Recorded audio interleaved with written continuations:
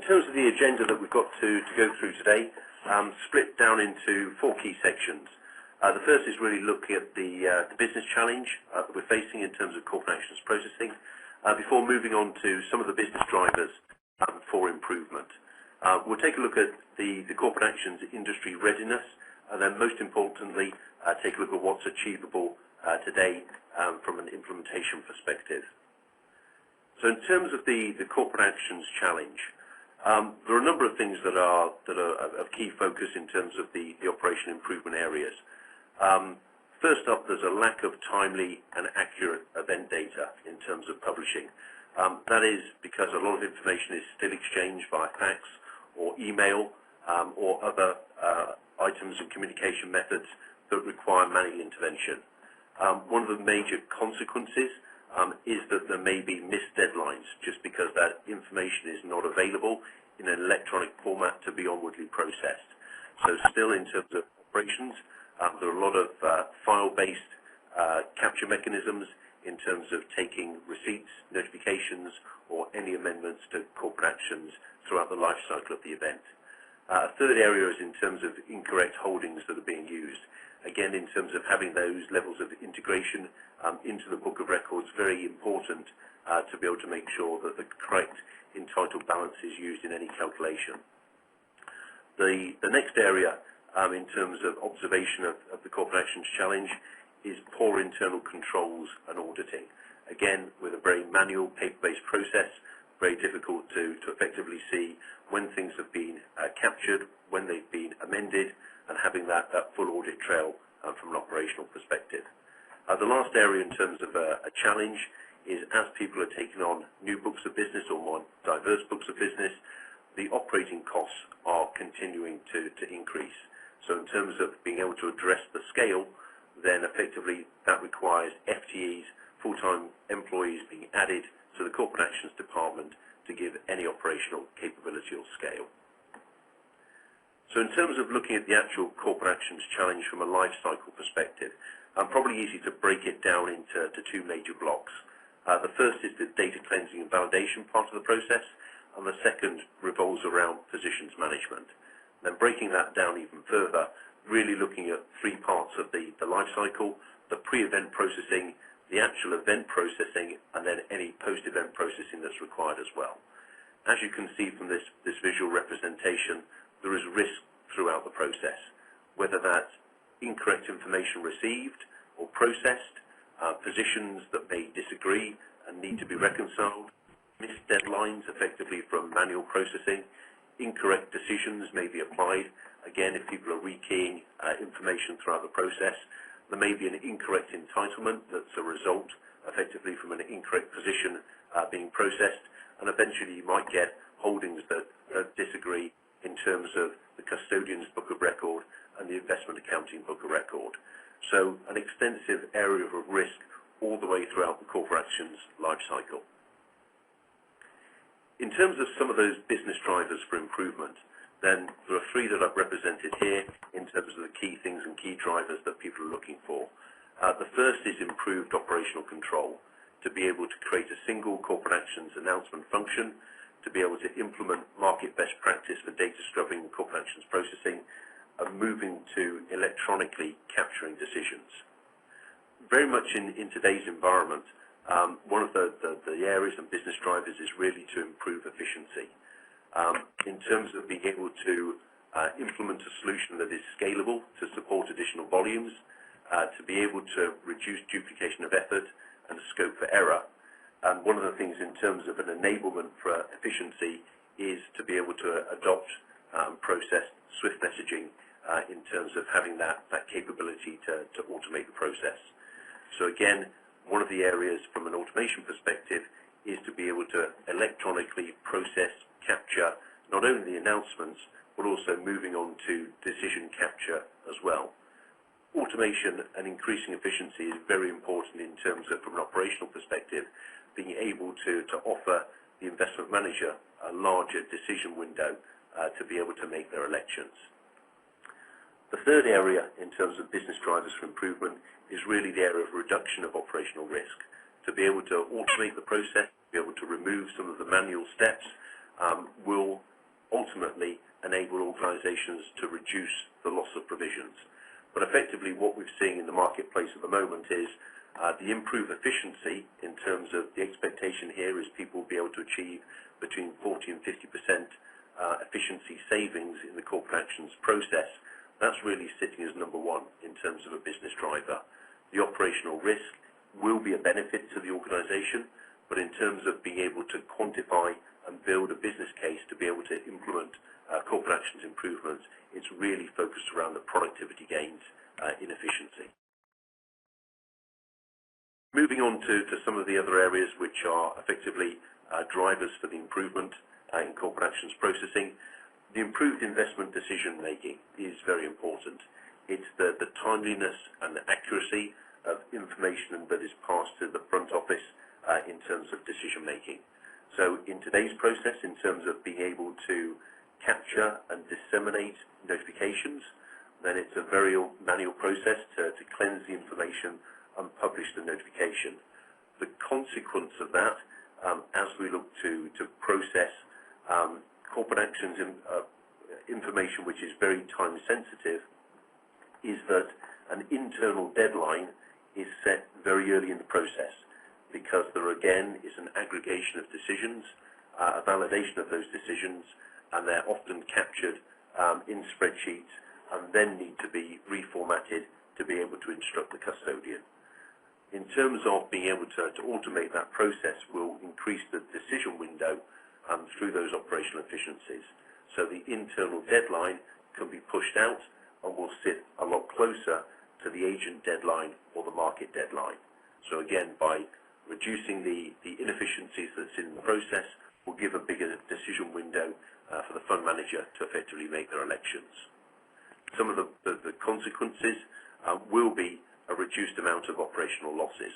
So those operational losses may be physical in terms of actual claims that may be made, or they may be paper trading losses due to suboptimal investment decisions. In terms of the next benefit or driver effectively for improvement is the amount of rekeying that takes place in terms of being able to automate many of these steps throughout the corporate actions lifecycle. We will get a reduction in processing errors, and we will also be able to ensure the accuracy and the quality of information that gets passed down to additional processing systems that may be calculating entitlements, outturns, and eventually posting into the investment accounting solution. There is an opportunity to increase automation that really sits around taking advantages of market standards in terms of some of the SWIFT messages to enable that automation of information exchange between the investment manager and the custodian, and additionally look at implementing market best practice to make sure that all of the interpretation of information carried on the message is consistent between sender and receiver. In terms of looking at some of the specifics in terms of the Australian market perspective, then very much seeing four key drivers in terms of people looking to standardise market practice within the market. So in terms of the first focus area is really looking at standardising and automating the announcement process. So market practices are evolving and will continue to evolve, but in terms of the adoption of securities market practice will ensure that effectively there is an ability to be able to automate the processing of the messages as they're standardised. The second is an increased compliance with corporate actions market practice. That sits also not just at a domestic Australian perspective, but also on a regional basis, as there is an increase in the amount of cross-border activity.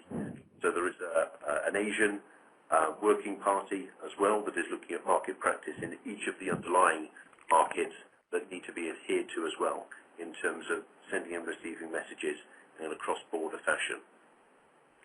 Also, the move from proprietary ISO standards to market conventions. Again, there are a number of things that are options at the moment, depending in terms of the message standards that are offered principally by the custodians in terms of ISO 15022 or looking at market conventions that are evolving for ISO 20022.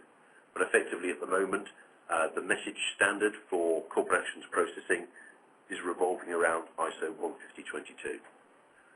One of the other areas in terms of market practice which will help in terms of ensuring that we have accuracy of processing is the adoption of a unique corporate actions reference ID per announcement.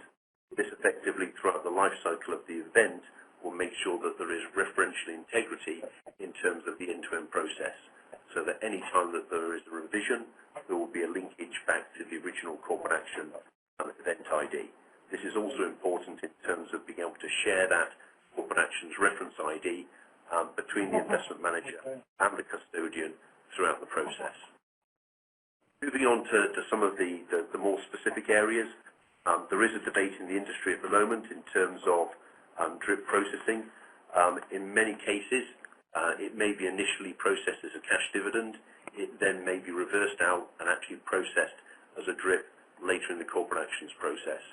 So very much looking to see that market practice will evolve to be able to standardise this, but at the moment there is effectively a workaround in terms of corporate actions automation, which is to be able to link between the original cash dividend announcement and the subsequent drip announcement.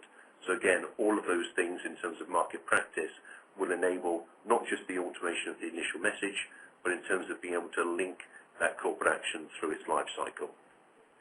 In terms of some of the other areas that are in discussion at the moment, very much focus around some of the basics that have been there in terms of other areas of processing, in terms of trade confirmations and settlements, but they apply equally in terms of corporate actions processing.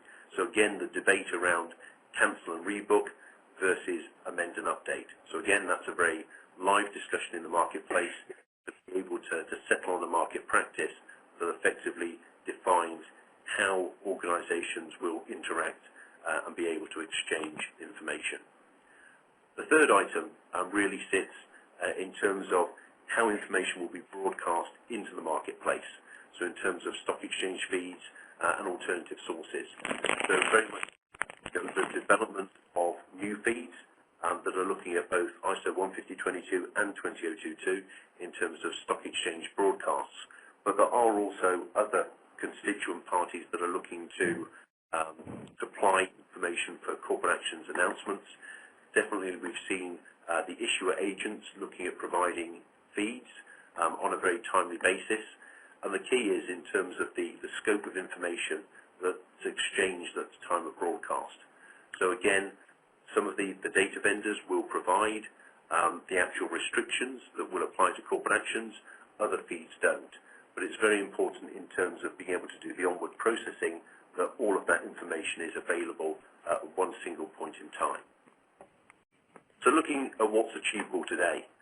So very much as our market standards and our market best practices are locked in and matured, then it is possible to be able to deploy an industry standard full life cycle corporate action solution. I think we've reached a point of maturity in terms of market practice that it is very viable to be able to implement a true end-to-end corporate actions and middle office solution to integrate the corporate actions management capabilities all the way down to the accounting platform.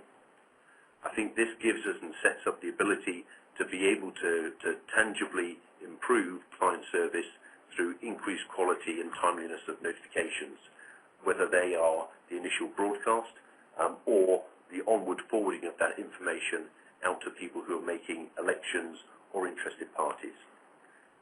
There is the ability to be able to significantly reduce the amount of manual intervention and therefore operational risk. As I've said, it is very viable to be able to achieve 40 to 50% efficiency operational savings, whether that's in the announcement function all the way through to the instruction processing and entitlement processing as well. So I think that basically tees us up to be able to implement industry best practice for corporate actions processing. In terms of what that will move us towards is effectively, a goal state operating model. The ability to have timely and accurate notifications to clients, to be able to have a robust and audited response mechanism for decision capture, to be able to integrate workflow for instructions processing from front to back, to be able to improve and centralize the data cleansing capabilities and reduce the amount of rekeying across the board. Effectively, we'll be able to improve, lock down, and make sure that the quality of information that's then passed down to downstream systems is consistent, is of high quality, and effectively will enable us to have accurate positions of which to trade off in the future. So in terms of what would a corporate actions end-to-end solution look like, there are three key corporate actions components that should be envisaged. The first is data cleansing, having a robust and flexible data cleansing capability that is able to take in and compare multiple feeds to be able to create a golden copy that is validated, is cleansed, and effectively signed off. That forms the basis of being able to notify, ultimately then to be able to collect responses and instruct. The final component is to have a tight linkage into the system to be able to onwardly process that corporate action. All of that needs to be underpinned by sophisticated corporate action workflow to be able to distribute information within the corporate actions department and also up to other interested parties. But it also needs to be wrapped with an understanding of the outside world in terms of swift messaging, in terms of also being able to work within today's environment, which may be fax and email, to be able to offer out multiple notification methods in the understanding that not every linkage will be via Swift and will be automated. So in terms of what DST has done to be able to address this particular corporate actions challenge, we've been able to provide a single solution for corporate actions management and processing. We've integrated DST's HiPortfolio with specialist corporate actions capabilities to be able to offer out an end-to-end processing solution. And effectively, we've been able to offer a solution that is backed by a vendor that's focused on the Australian and global markets to be able to deliver to the specific market challenges within Australia, but also the interaction within the global custodian and investment management infrastructure. In terms of, we've built up a specialist team to be able to deliver these capabilities with specialist knowledge in terms of automation and market practice to make sure that we keep our solution up to date as market practice evolves. And the final part is we've brought together a unique partnership between DST and our partner XSP to be able to offer out this corporate actions specialism. That forms the presentation aspect. I'd like to turn it over to questions. As was mentioned earlier, we'll use the chat box effectively to be able to receive those. As I say, if we've got enough time, we'll answer all of the questions. If we haven't, answer those individually after the webinar. Okay, we've got our first question. The first question is, should we wait for ISO 20022 initiatives before automating a solution? I think the answer there is really, there is a defined market practice for ISO 15022. It's available now and effectively will give most of the automation benefits. So there isn't a constraint in terms of waiting for a new message protocol to be able to deliver a corporate actions automation solution and achieve the benefits. The second question that we've got, I'll just read it out, is what will drive adoption of Swift to automate the investment management and custodian interchange? I think this really starts with the custodian's ability to be able to automatically capture corporate actions information via Swift. That's the building block. But I think what we have seen in terms of market adoption is also an onus put on the investment manager. So I have seen in the past differential pricing in terms of levels of straight-through processing. So if an investment manager effectively processes via fax or processes by a means that can't be automated, then I have definitely seen custodians differentially price that information because it costs more for the custodian to be able to actually process that message. That then often drives the investment manager to look at alternatives in terms of adopting Swift and being able to have that automated level as well. I think we've probably got time for just one more question. The final question we've got relates to narrative processing. So it's, let me just see, narrative processing forms an important part of the corporate actions process. Do we see that ever being removed, and is it a barrier to straight-through processing? I think the practical answer to that is that narrative will still form an important part, even when we've looked at automation in terms of Swift messaging and NT564 announcements. We're still seeing a substantial amount of information getting distributed on the MT568, which is effectively a narrative format of the announcement. But even when we have the automation within the announcement, there's still a lot of narrative that relates to restrictions that does require specialist corporate actions analyst intervention. So the goal state and the end state, I think, is there is an ability to automate a significant amount of the process, but there will still be the required intervention by corporate action analysts to make some of the interpretation of how corporate events get set up to be able to process them accurately. Okay, I think that wraps up the presentation for today. If there are any further questions, then please feel free to contact me either on the email address there or any of the other communication methods that we've outlined to get in contact with DST.